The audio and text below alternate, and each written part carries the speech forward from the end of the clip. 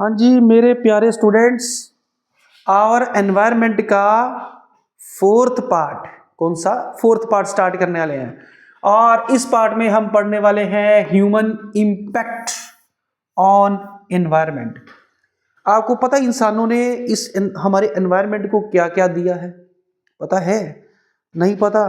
तो चलिए पढ़ते हैं कि इंसानों ने एनवायरनमेंट के लिए क्या कुछ किया है और क्या कुछ उनको दिया है। चलिए, पता है क्या कुछ मिला? हमने एनवायरनमेंट को क्या कुछ दिया है? क्या कुछ दिया बेटा? पहले क्या दिया हमने? पोल्यूशन, उसके बाद ओजोन डिप्लेशन, इसके बाद हमने दिया उसको वेस्ट डिस्पोजल। एक एक करके पढ़ेंगे, ठीक है। पोल्यूशन, पोल्यूशन बहुत टाइप का होता है, air pollution, water pollution. Actually pollution क्या होता है वो भी हम डिटेल में पढ़ते हैं। ओजोन का पता होगा आप लोगों को, अगर नहीं पता है तो हम इस टॉपिक में, इस वीडियो में डिटेल में पढ़ेंगे। और लास्ट में वेस्ट डिस्पोजल। वेस्ट को हम डिस्पोज तो करते हैं बट एक तरीका होता है, एक मेथड होता है वेस्ट को डिस्पोज करने का, ठीक है, ताकि ये गंदगी जो आपको दिखाई दे रही है ये ना हो। कूड़ा कहीं पे भी नहीं फेंकना चाहिए, ठीक है। एक तरीका होता है कूड़े को डिस्पोज करने का, तो वो हम आज, इसका मतलब है कि ना सिर्फ स्कोर के लिए, ग्रेड्स के लिए, मार्क्स के लिए, बल्कि ये आज की हमारी वीडियो हमारे एनवायरनमेंट के लिए है, ठीक है। चले स्टार्ट करें बेटा। चलिए नेक्स्ट हम पढ़ते हैं आवर एनवायरनमेंट, ह्यूमन एक्टिविटीज कौन कौन सी, ये तो मैंने आपको बता दिया है। उसके बाद नेक्स्ट जी फर्स्ट पॉइंट है पोल्यूशन। क्या है? पोल्यूशन। पोल्यूशन एक्चुअली होता क्या? ये क्या खुल गया? हाँ, पोल्यूशन एक्चुअली क्या होता है वो हम पढ़ेंगे, ठीक है। पोल्यूशन, हाँ प्रभु ये क्या खुल रहा है?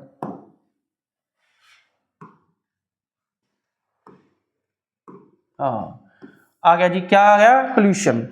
पोल्यूशन क्या है कि हमारी हरकतें, इंसानों की हरकतें क्या करती है? एयर की, वाटर की, सॉयल की क्वालिटी को चेंज कर देती है। उनमें कुछ अनवांटेड चेंजेस लेकर आती। अनवांटेड का मतलब कि कुछ ऐसे बदलाव जो उसमें नहीं होने चाहिए।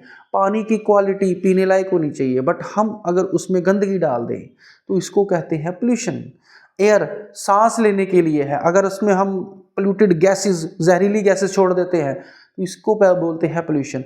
मिट्टी, इसके अंदर पौधे ग्रो करने होते हैं बट हम इसमें अंदर बहुत ज़्यादा केमिकल्स डाल देते हैं, तो जिसकी वजह से पौधे ग्रो तो होते हैं बट उसमें काफ़ी ज़्यादा नुकसान होता है उनको, उनसे जो फ्रूट्स और वेजिटेबल्स हमें मिलते हैं, ठीक है। तो जो अनवांटेड चेंजेस होती हैं, अनवांटेड चीजेस कौन कौन सी चीज में?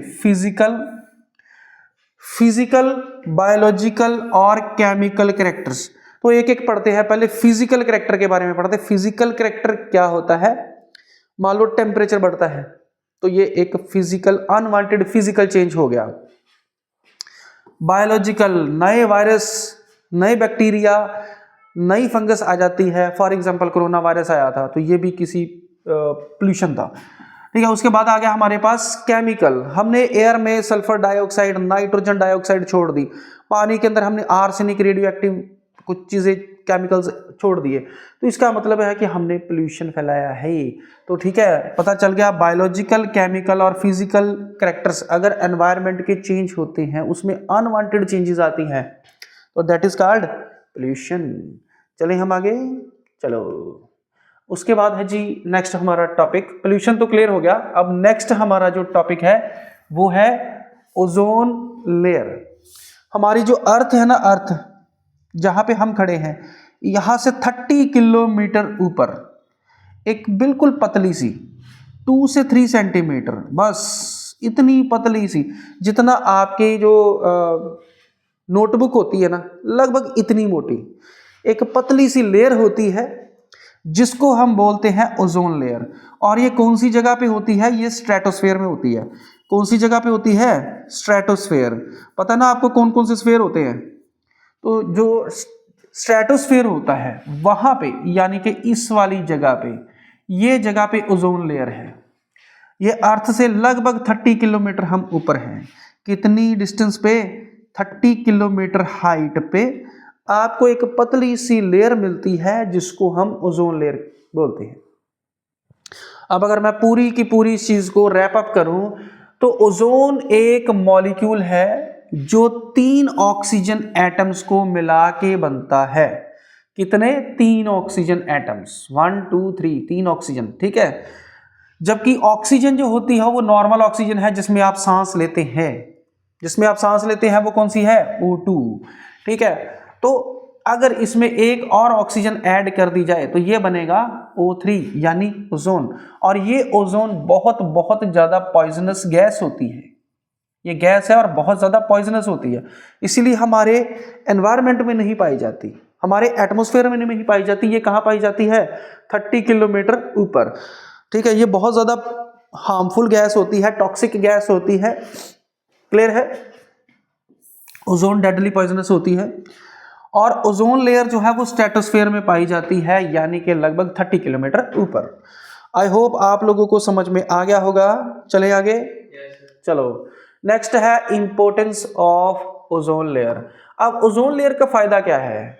जब भी धूप वगैरह बहुत तेज होती है तो आप घर से बाहर छतरी लेकर जाते हैं, अम्ब्रेला लेकर जाते हैं, ताकि धूप जो है वो आपका नुकसान ना कर सके। अब होता क्या है कि जो सन होता है ना, सन, इसके अंदर से जो रेज निकलती है ना, तो बहुत सारी रेज होती है इसमें। इसमें से एक रेज होती है अल्ट्रा वायलेट रेज। कौन सी? Ultra violet rays, UV raise.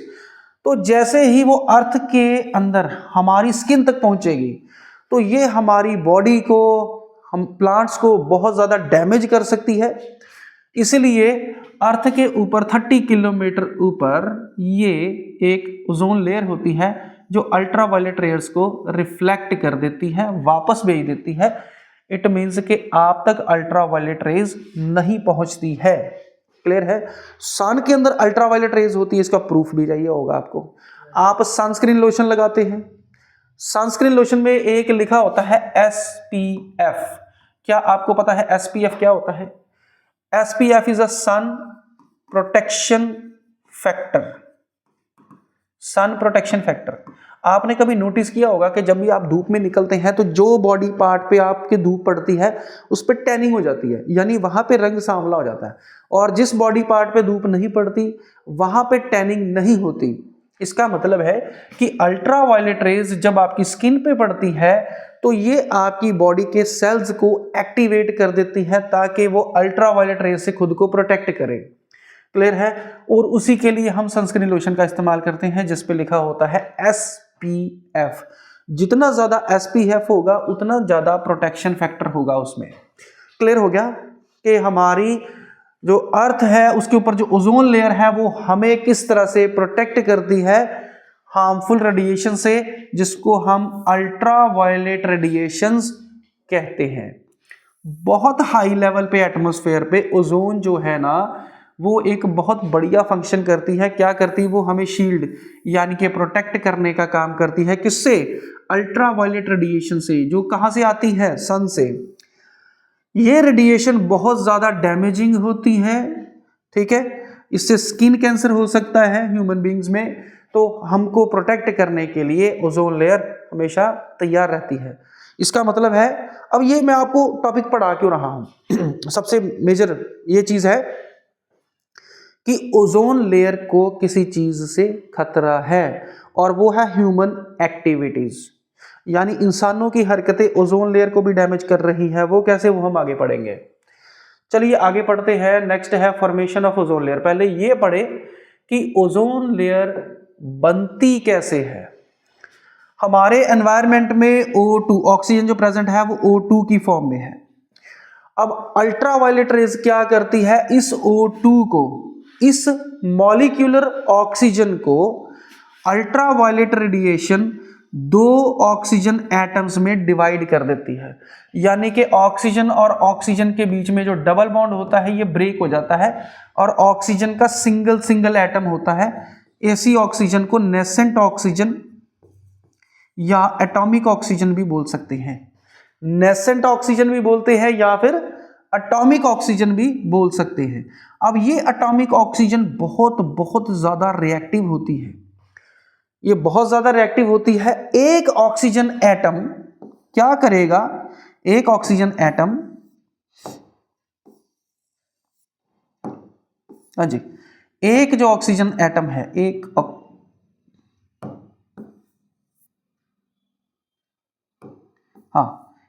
Oxygen atom हमारा लीजिए,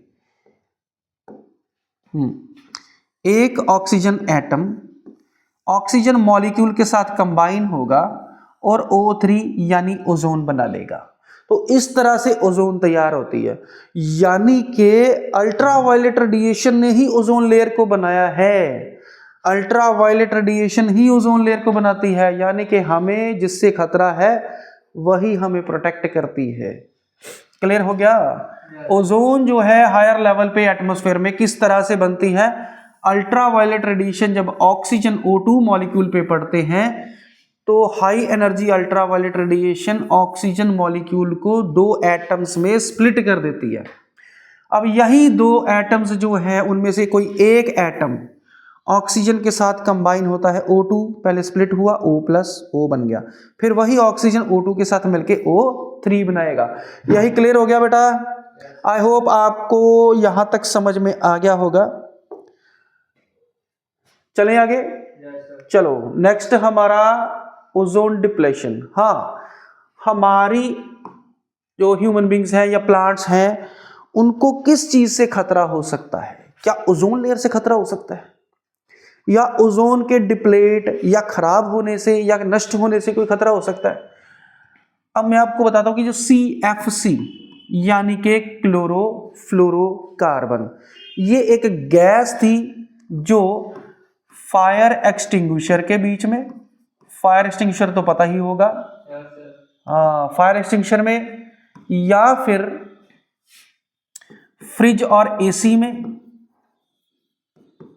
या फिर जो स्प्रे वगैरह होते हैं जैसे हेयर स्प्रे होता है, तो उसमें इस गैस का इस्तेमाल किया जाता था। बट 1980 में अंटार्कटिका के पास में ओजोन लेयर के ऊपर एक बड़ा सा होल देखा गया। ये जो पर्पल कलर है ना, पर्पल कलर जहां पे भी दिखाई दे रहा है, ये क्या है? एक्चुअली ओजोन होल है। इसके अंदर छेद हो गया ओजोन लेयर के अंदर। इसका मतलब वहां से पूरे एटमॉस्फेयर में अल्ट्रावायलेट रेडिएशंस एंटर कर सकती थी।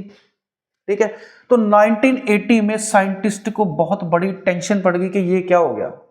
तो उनको पता लगा कि क्लोरोफ्लोरोकार्बन का इस्तेमाल करने से ये हो रहा है, क्योंकि क्लोरोफ्लोरोकार्बन्स में हैलोजेंस होते हैं, यानी फ्लोरीन या क्लोरीन्स होते हैं।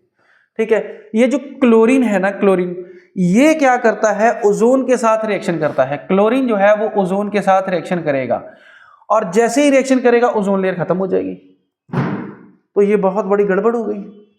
तो 1987 में यूनाइटेड नेशंस एनवायरनमेंट प्रोग्राम में ये कहा गया कि CFC के प्रोडक्शन को और CFC के इस्तेमाल को पूरी तरह से बंद कर दिया जाए। ठीक है जी। 1987 के बाद 1986 में बहुत ज्यादा लेवल था इसका, बट 1987 में पूरी तरह से इसको बंद करना पड़ा। अब क्लोरोफ्लोरोकार्बन का इस्तेमाल किसी भी फ्रिज में, AC में, फायर एक्सटिंग्विशर में, स्प्रे में नहीं होता। अब आप पूरी तरह से सेफ है। ओजोन अपने आप को फिर से रिपेयर करने लगी। अब आपको कोई भी खतरा नहीं है। अब ओजोन डिप्लेशन बंद हो चुका है, इवन कि ओजोन खुद रिपेयर हो चुकी है। क्लियर है? समझ आ गया बेटा?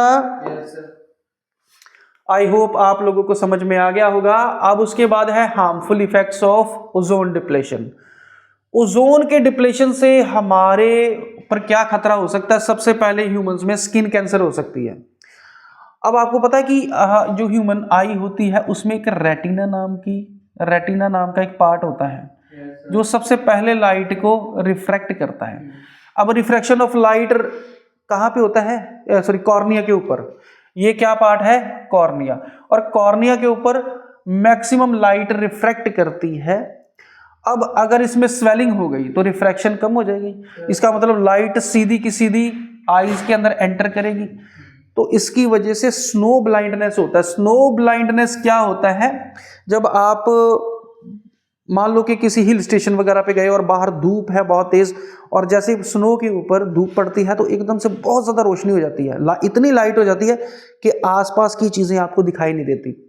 इसको स्नो ब्लाइंडनेस बोलते हैं। तो कॉर्निया खराब होने की वजह से स्नो ब्लाइंडनेस हो सकती है। फोटोसिंथेसिस प्रोसेस स्लो हो सकता है, अगर ये स्लो हुआ तो खाने के लिए खाना कहाँ से मिलेगा, ठीक है। तो ये हार्मफुल इफेक्ट्स है ओजोन लेयर के। अब आगे चले, अब नेक्स्ट है हमारा G, why is ozone layer getting depleted. किसकी वजह से ओजोन लेयर डिप्लेट हो रही है? Due to effect of chlorofluorocarbon, जो किसमें इस्तेमाल किया जाता है? रेफ्रिजरेंट्स और एरोसोल्स में। एरोसोल यानी कि स्प्रे वगैरह जो यूज किए जाते हैं, डीओ स्प्रे वगैरह, ठीक है, उसमें इस्तेमाल किया जाता है इसका। नेक्स्ट चले हम नेक्स्ट क्वेश्चन पे। हाँ जी बच्चों, नेक्स्ट क्वेश्चन पे चले। चलो नेक्स्ट हमारा क्वेश्चन है, अब देखो वो टॉपिक हमारा खत्म हो गया ओजोन डिप्लेशन वाला। अब नेक्स्ट हमारा टॉपिक क्या आया? Waste disposal. अगर आप भी स्कूल में कहीं पे भी वेस्ट मटेरियल फेंक देते हैं, रैपर वगैरह फेंक देते हैं, तो आने वाले टाइम में आपको क्या नुकसान हो सकते हैं वो भी हम इसमें पढ़ेंगे। तो पहले हम पढ़ते हैं वेस्ट डिस्पोजल। क्या हमें, कुछ क्वेश्चंस के आंसर बताओ मुझे, क्या हमें अब जो रैपर है वो कहीं पे भी फेंक देनी चाहिए? क्या हमें प्लास्टिक का बहुत ज्यादा इस्तेमाल करना चाहिए? नो। तो अगर आपके सारे क्वेश्चंस के आंसर नो है, तो ये जो कूड़ा है आपके आसपास, ये किसने फैलाया है? नोटिस करो जरा, ये कौन है? अगर पता है कि कूड़ा फैलाने से गंदगी होती है, तो फिर हमारे आसपास गंदगी क्यों है? ठीक है जी। ह्यूमन एक्टिविटीज ने बहुत ज्यादा वेस्ट मटेरियल पैदा किया। अब क्या आप मुझे बताएंगे कि आपके घरों से निकलने वाला वेस्ट मटेरियल कौन कौन सा हो सकता है? पहला जी प्लास्टिक, प्लास्टिक के पॉलीथीन वगैरह है। डिस्पोजल जो आप यूज करते हैं, कप प्लेट्स यूज करते हैं, ठीक है। और वेजिटेबल्स, फ्रूट्स, ठीक है, फ्रूट्स का जो छिलके वगैरह होते हैं, फ्रूट्स पील, वेजिटेबल्स, जो खराब हो चुकी सब्जियां हैं, खराब हो चुका खाना है, मील है, डिश है, जो भी है वो सब इसमें आएगा। वो सब के सब क्या है? वेस्ट है। अब वेस्ट अगर आप वैसे ही एनवायरनमेंट में फेंक देंगे, बाहर फेंक देंगे, कहीं पे भी सड़क पे फेंक देंगे, तो क्या होगा? पोल्यूशन होगा। और एक पोल्यूशन नहीं होगा, हवा का पोल्यूशन होगा, वाटर का पोल्यूशन होगा, सॉइल का पोल्यूशन होगा। अगर मिट्टी में बहुत ज्यादा प्लास्टिक छोड़ दोगे आप, तो क्या पौधे ग्रो करेंगे? नहीं करेंगे। अगर आप पानी में प्लास्टिक छोड़ देंगे, तो क्या एक्वेटिक एनिमल्स को नुकसान होगा? डेफिनेटली होगा। अगर आप इनको जलाओगे, जो प्लास्टिक है, तो एयर का भी पोल्यूशन होगा, ठीक है, क्योंकि अगर प्लास्टिक बहुत ज्यादा हो जाएगा तो आपको जलाना पड़ेगा उसको, तो इससे भी वेस्ट मटेरियल पैदा होगा, ठीक है, पोल्यूटेड गैसेस पैदा होंगी। चले आगे। हाँ जी, दो तरह का वेस्ट होता है। एक जो वेस्ट हमें प्लांट्स या एनिमल्स से मिलता है, प्लांट्स और एनिमल्स से। इसमें कौन कौन सा वेस्ट हो सकता है? Waste of vegetables, waste of fruits, ठीक है, मिल्क वगैरह जो भी है, पनीर वगैरह जो भी है, वो सब के सब इसमें आएगा। नॉन बायोडिग्रेडेबल वेस्ट वो होता है जो हमें प्लांट्स या एनिमल से नहीं मिलता। वो कौन सा वेस्ट हो सकता है? प्लास्टिक, ग्लास, ठीक है, और कौन कौन सा हो सकता है? प्लास्टिक हो गया, ग्लास हो गया, ठीक है, रैपर्स वगैरह हो गए, ये सारा कुछ हो गया।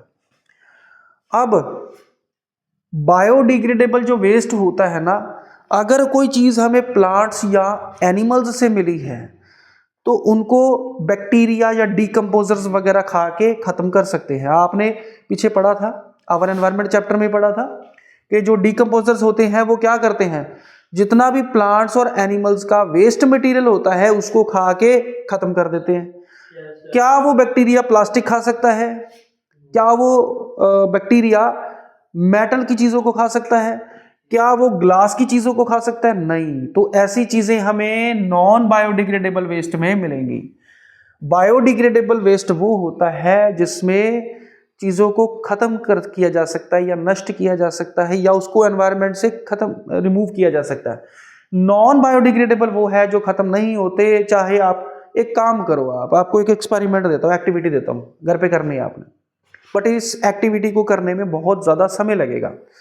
तो आप एक काम कीजिए, ये आज रिजल्ट नहीं मिलने वाले हैं आपको। काफी सारे प्लास्टिक के ना पॉलीथीन ले लो और इसको मिट्टी के नीचे दबा दो, काफी एक खड्डा खोदो और उसके अंदर दबा दो उसको। अब आप कुछ सब्जियां वगैरह लो, कोई भी गली सड़ी सब्जियां हैं उसको भी खड्डा खोदो और मिट्टी के नीचे दबा दो। और अब एक काम करो, ज़्यादा टाइम नहीं मैं आपको देता, ईयर्स नहीं देता मैं आपको सिर्फ 1 मंथ का टाइम देता हूँ। 1 मंथ के बाद आपने इन खड्डों को खोद के देखना है कौन सी चीज़ आपको वहाँ पे मिलेगी। क्या आपको वो खराब हुई सब्जियां मिलेंगी? यस और नो? नो, क्योंकि वो खा चुके हैं, बैक्टीरिया खा के खत्म कर चुके हैं। बट आपको प्लास्टिक के जो पॉलीथीन के जो लिफाफे है ना, वो एज इट इज आपको मिलेंगे। क्यों मिलेंगे? क्योंकि उनको बैक्टीरिया खा के खत्म नहीं कर सकते, आप उनको किसी भी तरीके से डिकम्पोज नहीं कर सकते। तो that are non biodegradable waste. I hope आप लोगों को क्लियर हो गया है बेटा। तो नेक्स्ट है जी बायोडिग्रेडेबल वेस्ट के बारे में। ये हार्मलेस सब्सटेंसेस पैदा करते हैं। अगर इनका डिकम्पोजिशन होगा भी तो ये हार्मलेस सब्सटेंसेस पैदा करेंगे, यानी कि जो नुकसान नहीं करते। और इनको खत्म कौन करेगा? Micro organisms. इसमें कौन सी चीज आएगी? वेजिटेबल्स, फ्रूट्स, दाल वगैरह, अनाज वगैरह, कॉटन, जूट, जितनी भी चीजें आपको प्लांट्स या एनिमल्स से मिलती है वो सारी की सारी इसमें आएंगी। अब देखते हैं non biodegradable waste. Non biodegradable waste में आएगा जी, क्या आएगा? इसमें आएगा पॉलीथीन बैग्स वगैरह, प्लास्टिक वगैरह, सिंथेटिक फाइबर्स, ग्लास, मेटल्स के पीसीज, ठीक है, रबड़ वगैरह, सिंथेटिक रबड़, इंसेक्टिसाइड्स, पेस्टिसाइड, ये सब कुछ आएंगे। ये सारी चीजें आएंगी नॉन बायोडिग्रेडेबल वेस्ट में। आई होप ये भी आपको क्लियर हो गया होगा। अब आगे चले।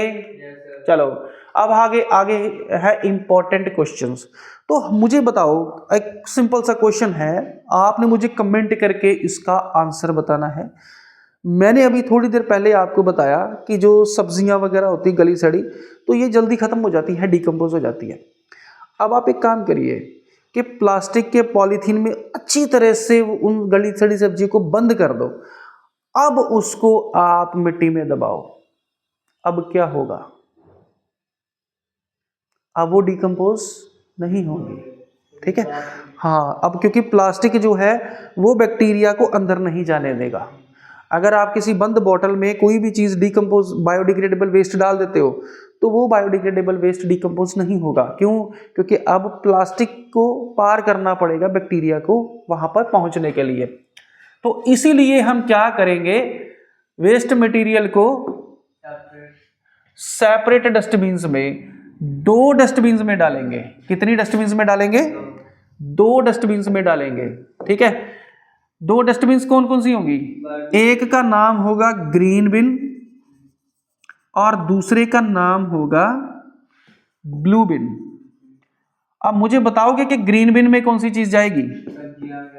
जितना भी बायोडिग्रेडेबल है वो सारा किस में जाएगा? ग्रीन बिन में। और जितना भी वेस्ट मटेरियल जो नॉन बायोडिग्रेडेबल है वो कहाँ जाएगा? वो ब्लू बिन में जाएगा। इसका मतलब है कि अब आप पहले से थोड़े समझदार हो चुके हैं। अब आप हमेशा क्या करेंगे, घर में 2 डस्टबिन रखेंगे, एक का नाम ग्रीन बिन और दूसरे का ब्लू बिन। एक ग्रीन कलर का और दूसरा ब्लू कलर का, दोनों अलग अलग कूड़े फेंकने हैं। क्यों? क्योंकि बायोडिग्रेडेबल वेस्ट इकट्ठा रखोगे तो ये खत्म हो जाएगा, और नॉन बायोडिग्रेडेबल जो है वो तो अलग रखेंगे हम, क्योंकि ये डिग्रेड नहीं होगा, डिकम्पोज नहीं होगा। आई होप आपको समझ में आ गया होगा। चले आगे। अगला इंपॉर्टेंट क्वेश्चन है, आप किसी भी शॉपिंग मॉल में चले जाओ, अगर किसी भी शॉपिंग मॉल में जाते हो तो वहां पे आपको कभी भी प्लास्टिक का बैग नहीं मिलेगा। आप कोई भी सामान खरीदते हो तो वहां पे या तो आपको कपड़े का कैरी बैग मिलेगा, ठीक है, या जूट का मिलेगा, या पेपर बैग। अगर आप ड्रेस वगैरह लेने जाते हो तो उसमें कौन सा बैग मिलता है आपको? पेपर बैग मिलता है। क्यों? क्योंकि गवर्नमेंट नहीं चाहती कि आप लोग प्लास्टिक का इस्तेमाल करें, क्योंकि वो नॉन बायोडिग्रेडेबल है। आई होप ये भी आपको समझ में आ गया होगा। चलें आगे। अब नेक्स्ट क्वेश्चन है, why do man made materials like plastic persist for a long time in our environment? जो इंसान के द्वारा बनाया गया मटेरियल है जैसे कि प्लास्टिक, ये लंबे समय तक एनवायरमेंट में क्यों रहता है? ये इसलिए रहता है क्योंकि ये नॉन बायोडिग्रेडेबल है और बैक्टीरिया इसको डिकम्पोज नहीं कर सकते। चलिए आगे बेटा। Next, what steps is being taken to limit the damage of ozone layer. Ozone layer को डैमेज से बचाने के लिए आपको कौन से स्टेप उठाने चाहिए? आप क्लोरोफ्लोरोकार्बन का इस्तेमाल करने वाली कोई भी चीज जिसमें क्लोरोफ्लोरोकार्बन का इस्तेमाल हो वो आपने यूज नहीं करनी है। कोई फायर एक्सटिंग्विशर, कोई डीओ स्प्रे, कोई फ्रिज, कोई एसी जिसमें इस गैस का इस्तेमाल हो वो आपने इस्तेमाल नहीं करनी है। चलिए आगे। नेक्स्ट क्वेश्चन है बेटा, name the type of compounds which are used as a refrigerants and fire extinguishers that deplete the ozone layer. Ozone layer को डिप्लेट करने वाला कौन सा कंपाउंड यूज किया जाता है फायर एक्सटिंग्विशर में और रेफ्रिजरेंट्स में? कौन सा? CFC यानी क्लोरोफ्लोरोकार्बन। क्लियर हो गया? आगे चलें। चलो। Why is depletion of ozone layer cause of concern? ये मैंने आपको अभी थोड़ी बता दिया है कि स्किन कैंसर हो सकता है। इससे जो कॉर्निया है उसमें स्वेलिंग हो सकती है, स्नो ब्लाइंडनेस हो सकती है, फोटोसिंथेसिस प्रोसेस रिड्यूस हो सकता है। ये सारी आपको मैंने अभी थोड़ी देर पहले समझाया। Thank you very much. और एक सबसे चीज जरूरी, ये नीचे मेरी वेबसाइट लिखी हुई है, ये वेबसाइट भी है। इस वेबसाइट पे जाके आप जैसे ही CBSE में 10th क्लास पे क्लिक करेंगे तो आप जितने भी MCQs हैं, साइंस के हों, SST के, अगर एक बार आपने सब्सक्राइब कर लिया तो साइंस, SST, इंग्लिश, मैथ सबके MCQs चैप्टर वाइज आपको मिल जाएंगे। इसके अलावा ऑनलाइन टेस्ट सीरीज भी आपको मिल जाएगी। ठीक है, आपको नोट्स भी इसमें मिल जाएंगे। इसका मतलब आप इस वेबसाइट में जाइए, लॉगिन कीजिए और जितने भी टेस्ट सीरीज है सबको एंजॉय कीजिए। और अगर आप ऐप डाउनलोड करना चाहते हैं तो प्ले स्टोर में जाइए, विकास एडुटेक लिखिए तो उस लिंक पे क्लिक कीजिए और उसको डाउनलोड कीजिए, इंस्टॉल कीजिए और उसके बाद चलाइए। ठीक है, thank you very much for watching this video. ठीक है बेटा, नेक्स्ट वीडियो बहुत जल्दी आपके सामने आएगी।